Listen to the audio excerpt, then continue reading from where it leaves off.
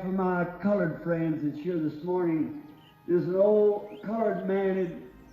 He was went over to a little place he used to this down in Kentucky. Saying maybe Mama Cox and them can remember when you used to go and have singings, go out to the houses and they'd play the organ, the young folks and all sing. You stood up here unicking around. In the country places now, they got a quart of whiskey out somewhere, a rock and roll party, but then they sang hymns.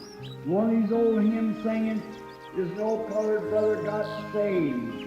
The Lord called him to preach, and the next day he went around telling the slaves on the plantation, he said, the Lord saved me last night, called me to preach to my brethren.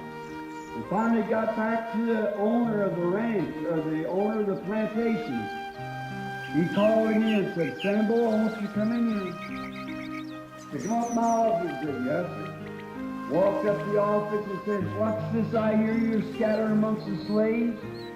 Amongst them fellows out there in my hands, my slaves, that the Lord made you free. He said, yes, sir. He said, boss, I'm your slave. He said, I was bought with your money.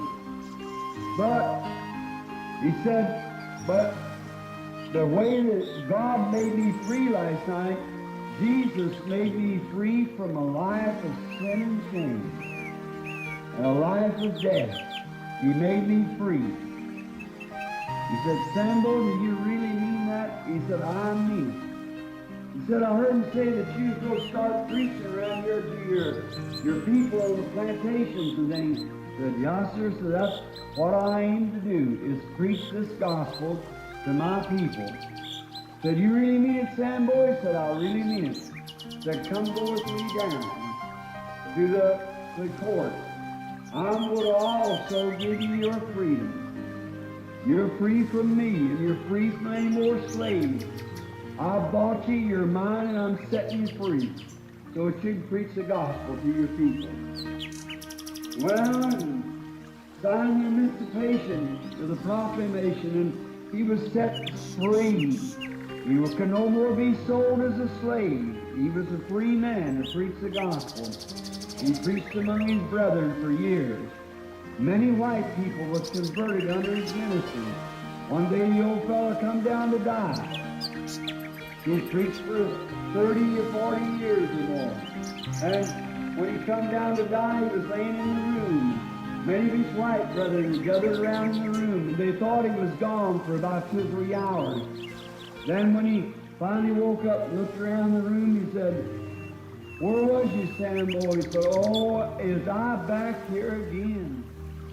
Is I back again? He said, what's the matter, Sambo? He said, oh, I crossed over into the other land. He said, tell us about it. He said, well, I just come into his presence. He said, when I stood there, he said, there was an angel walked up and said, is your name Sambo so-and-so? He said, yes, it is. He said, come in. Walked inside. I looked at him sitting there. He said, Sambo, come here now. As you see, I want you to come out here. We want to give you your robe. We want to give you your heart. We want to give you your crown.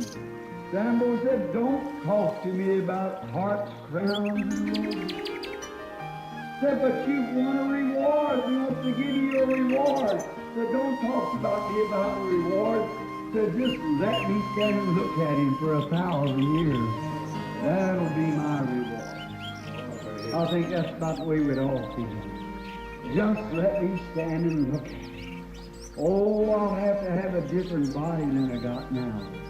Every fiber of your being just to look at him. There John stood and seen him sitting on the throne, and he was looked like jasper and sardine stone.